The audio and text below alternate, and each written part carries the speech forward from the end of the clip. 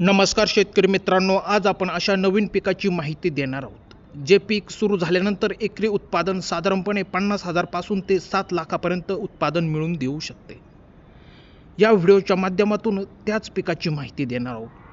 Video खूप interesting आणि छान होणार आहे. व्हिडिओ स्किप न करता बघावा, आपल्याला पूर्ण माहिती मिळेल. आज आपण खास फुल पीक शेतीविषयी माहिती बघणार आहोत. ते फुल पीक म्हणजे अस्टर फुल पीक शेती. या ठिकाणी आपण अस्टर फुल पीक शेतीविषयी संपूर्ण माहिती देणार आहोत. अस्टर पीक कशा प्रकारे लागवड करावायची, पिकाला कोणकोणत्या प्रामुख्याने फवारण्या कराव्या लागतात, त्यानंतर प्रामुख्याने रासायनिक खते, जैविक खते, सेंद्रिय खते असतील तर ती कोणती द्यावायची, यांची माहिती आपण सविस्तर या व्हिडिओच्या माध्यमातून बघणार आहोत. मित्रांनो, तुम्ही अस्टरचे पीक लागवडीपासून ते सुरू होण्यासाठीचा काळ असतो, तो म्हणजे योग्य नियोजन केले तरच आपल्याला अस्टर फुल शेतीतून लाखो रुपयांचे उत्पादन मिळू शकते. परंतु या पिकाचा कालावधी खूपच कमी असतो. लागवड होऊन त्यावेळेस फुले तोडणीचा सुरुवात होते, त्यापासून ते साधारणपणे 30 ते 40 दिवसांतच हे पीक चालते. त्यानंतर हे पीक संपून जाते.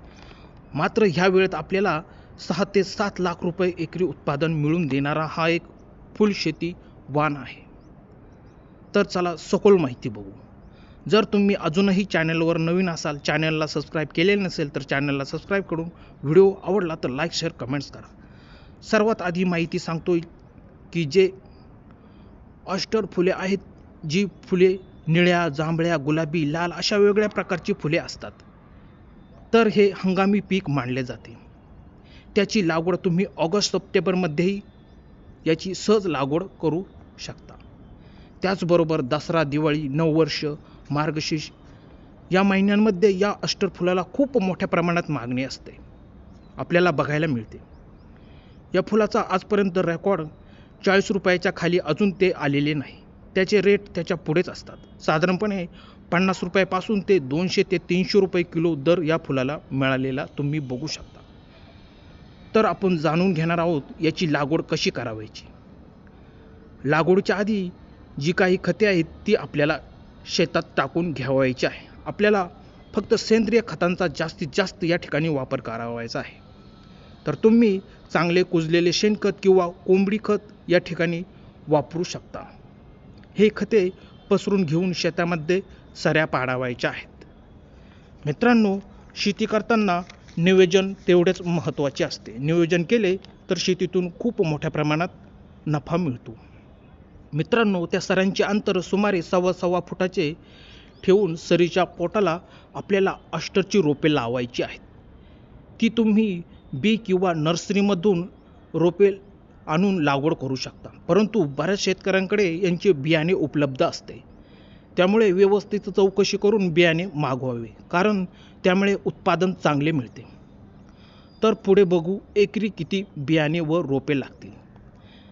ते एकरी साधारणपणे 20 ते 22,000 काडी येथे लागणार आहे. त्यानंतर 20 ते 25 दिवसांनी आपल्याला अंतर मशागत या ठिकाणी करावायची आहे. अंतर मशागत म्हणजे तुम्ही या ठिकाणी खुरपणी करू शकता. त्यानंतर आपल्याला खत नियोजन करावायचे आहे. ते म्हणजे 18-40, त्यानंतर 12-32-16, त्यानंतर 24-24-24 असेल तर ही खते एकत्र करून ही झाडाच्या शेजारी टाकून आपल्याला सरी फोडावायची आहे. ती माती झाडाला व्यवस्थितपणे खोडायला लागेल. त्यानंतर पाणी व्यवस्थापन आपल्याला या ठिकाणी वेळेवर करावा लागेल. त्यानंतर या पिकाला फवारण्या खूप कमी लागतात. जर वाटले तर फवारणी करू शकता. त्यामध्ये तुम्ही बुरशीनाशक M45 साप पावडर घेऊ शकता. याने तुमच्या पिकाला आलेली बुरशी किंवा येणारी बुरशी ही येणारच नाही, तिचा पूर्णपणे नायनाट होईल. त्यानंतर फुले चांगली येण्यासाठी कीटकनाशकांचा या ठिकाणी फवारणी करावी लागेल. तर तुम्ही नीम तेलाची फवारणी या ठिकाणी करू शकता, ज्याने तुडतुडे, थ्रिप्स, मावा यांचा पूर्णपणे नायनाट होईल.